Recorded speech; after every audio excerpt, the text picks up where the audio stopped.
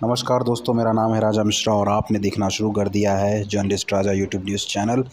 Video अगर आपको अच्छा लगता हो तो सब्सक्राइब ज़रूर से किया करिए और अपनों में शेयर भी करिए क्योंकि जो मैं न्यूज़ बताता हूं वो बहुत ही इंटरेस्टिंग होती है और आप लोग पसंद भी करते हो।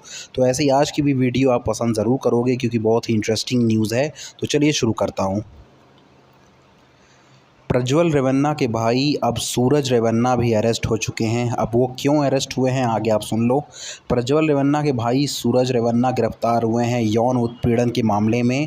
पार्टी कार्यकर्ता के साथ उन्होंने यौन उत्पीड़न किया था, जिसके बाद उस कार्यकर्ता ने उनके ऊपर आरोप लगाया, पुलिस से गुहार लगाई और पुलिस ने उन्हें गिरफ्तार कर लिया है।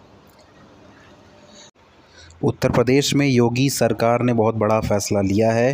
प्रदेश में आने वाले कुछ महीनों में 42,000 होमगार्ड की भर्ती होने वाली है। बिल्कुल सही सुन रहे हो आप, 42,000 होमगार्ड की भर्ती उत्तर प्रदेश में होने वाली है। सीएम योगी आदित्यनाथ ने निर्देश दिया है। उन्होंने कहा कि रिक्त स्थानों की पूर्ति के लिए 42,000 होमगार्ड की भर्ती जल्द से जल्द करवाएंगे। बारिश का सीज़न शुरू हो चुका है अधिकांश भारत के हिस्सों में। इसको देखते हुए मानसूनी बारिश में तेज़ी से पहले सरकार अलर्ट हो चुकी है। अमित शाह ने अहम बैठक की है इसको लेकर। बाढ़ से निपटने की तैयारी की समीक्षा उन्होंने आज की है अपने बैठक में। आपको बता दूं कि बारिश से जो पूर्वी उत्तर भारत है और वहाँ पर क्या है कि बहुत ज़्यादा भूस्खलन होता है, बाढ़ आ जाते हैं।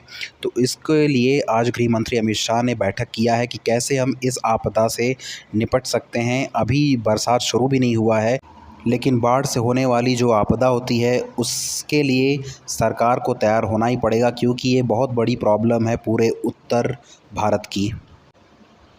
मणिपुर के मुख्यमंत्री बीरेन सिंह आज आसाम पहुंचे हैं। गुवाहाटी पहुंचे मणिपुर के मुख्यमंत्री। उन्होंने जिरीबाम और कछार सीमा सुरक्षा मुद्दों पर आसाम के मुख्यमंत्री हेमंत शर्मा से चर्चा किया है। आपको बता दूं जो जिरीबाम है वह मणिपुर का हिस्सा है और जो कछार है वह आसाम के हिस्से में आता है, जिसके लिए आज दोनों ने बैठकें की है। नीट की बात करें तो नीट यूजी के बाद अब नीट पीजी एग्ज़ाम भी पोस्टपोन्ड हो चुका है। तो बहुत बड़ी विडंबना है हमारे देश में। जो एनटीए एग्ज़ाम करा रहा है सभी या तो लीक हो रहे हैं या तो पोस्टपोन्ड हो रहे हैं। इसको लेकर विपक्षी दलों ने केंद्र सरकार को घेरा है। वहीं शिक्षा मंत्री धर्मेंद्र प्रधान के इस्तीफे की मांग भी की गई है। आप राहुल गांधी का ट्वीट देख सकते हो। उन्होंने कहा है कि अब नीट पीजी भी स्थगित हो चुका है। यह नरेंद्र मोदी के राज में बर्बाद हो चुकी शिक्षा व्यवस्था का एक और दुर्भाग्यपूर्ण उदाहरण है। भाजपा राज्य में छात्र अपना करियर बनाने के लिए पढ़ाई नहीं, अपना भविष्य बचाने के लिए सरकार से लड़ाई लड़ने को मजबूर हैं। राहुल गांधी ने आगे लिखा है कि अब यह स्पष्ट हो चुका है कि हर बार चुपचाप तमाशा देखने वाले मोदी पेपर लीक, रैकेट और शिक्षा माफिया के आगे पूरी तरह से बेबस हैं। नरेंद्र मोदी की अक्षम सरकार स्टूडेंट्स के भविष्य के लिए सबसे बड़ा खतरा है। हमें देश के भविष्य को उससे बचाना ही होगा। तो राहुल गांधी ने जमकर धोया है आज केंद्र सरकार को। वहीं दिल्ली वाटर क्राइसिस की बात करें तो आतिशी का आज तीसरा दिन है अनशन का। वहीं उन्होंने अपने एक्स हैंडल पर लिखा है कि जिस गेट से दिल्ली के लिए पानी छोड़ते हैं उसे हरियाणा ने बंद कर दिया है। यानी उन्होंने साफ तौर पर हरियाणा को घेरा है। उन्होंने कहा कि हरियाणा जानबूझकर दिल्ली वासियों के हक का पानी रोक रहा है। लोकसभा चुनाव में बुरी तरीके से हारने के बाद मायावती ने आज लखनऊ में बसपा का एक मीटिंग किया था, जहां पर आकाश आनंद ने मायावती के पैर छुएते हुए नजर आए हैं। बसपा सुप्रीमो ने सिर पर हाथ रख भतीजे को आशीर्वाद भी दिया है। हार के बाद पहली बड़ी बैठक हुई आज बहुजन समाज पार्टी की, जहां आकाश आनंद एक बार फिर से दिखाई दिए हैं। आकाश आनंद फिर से उत्तराधिकारी घोषित हो चुके हैं। जी हाँ, बिल्कुल सही सुन रहे हो आप। एक समय पहले नाराज़ चल रही थी मायावती उनसे और उन्हें निकाल दिया था कोऑर्डिनेटर के पद से, लेकिन एक बार फिर से वो उत्तराधिकारी घोषित हो चुके हैं। बसपा सुप्रीमो मायावती का ऐलान हुआ है। राष्ट्रीय संयोजक पद का भी किया बहाल, यानी कि एक बार फिर से आकाश आनंद का वापसी हो चुका है बसपा में।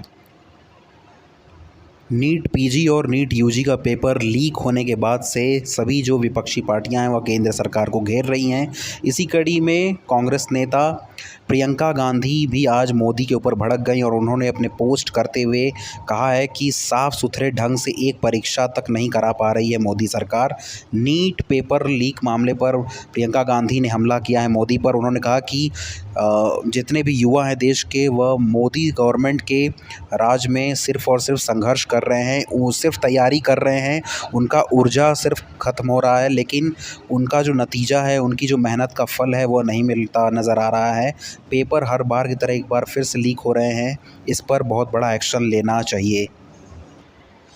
वहीं राजधानी दिल्ली की जल संकट की बात कर लें तो आम आदमी पार्टी के नेता सौरभ भारद्वाज ने हरियाणा के भारतीय जनता पार्टी सरकार पर आरोप लगाते हुए कहा है कि जब से आतिशी अनशन पर बैठी हैं, उसके बाद से हरियाणा ने दिल्ली का पानी और भी कम कर दिया है। यानी सौरभ ने आरोप लगाया है कि जो भाजपा सरकार है हरियाणा की, वह साजिश के तहत दिल्ली का पानी और भी ज़्यादा रोक रही है, लेकिन हम अपने हक का पानी लेकर ही रहेंगे, चाहे जिस तरीके से। लोकसभा चुनाव खत्म हो चुके हैं, लेकिन अब सभी पार्टियों की नज़र आगामी विधानसभा चुनाव पर हैं, जो कई राज्यों में होने वाले हैं। तो ऐसे ही झारखंड विधानसभा चुनाव के लिए भी भारतीय जनता पार्टी ने रणनीति बनाने शुरू कर दी है। शिवराज सिंह चौहान और हेमंत बिस्वा रांची पहुंच चुके हैं पार्टी का कार्यक्रम सेट करने के लिए कि आगामी विधानसभा चुनाव कैसे लड़ना है, कैसे तैयारी करनी है, क्योंकि भारतीय जनता पार्टी का जो लोकसभा चुनाव था वो उतना अच्छा नहीं गया था जितना उन्होंने सोचा था, इसलिए वह तैयारी में जुट चुके हैं। वहीं विदेश मंत्री एस जयशंकर आज यूएई के दौरे पर रवाना होने वाले हैं। जी हाँ, विदेश मंत्री नायहान से मुलाकात करेंगे जयशंकर, यानी कि यूएई के जो विदेश मंत्री हैं नायहान, उनके साथ उनका द्विपक्षीय वार्ता होने वाला है। भारत और यूएई कई अहम मुद्दों पर चर्चा करने वाले हैं। दोनों देशों के जो रिश्ते हैं इधर कई सालों से मजबूत हो चुके हैं, तो बहुत दिलचस्प होगा दोनों विदेश मंत्रियों की बैठक। देखते हैं कि द्विपक्षीय वार्ता में क्या निष्कर्ष निकलता है सामने।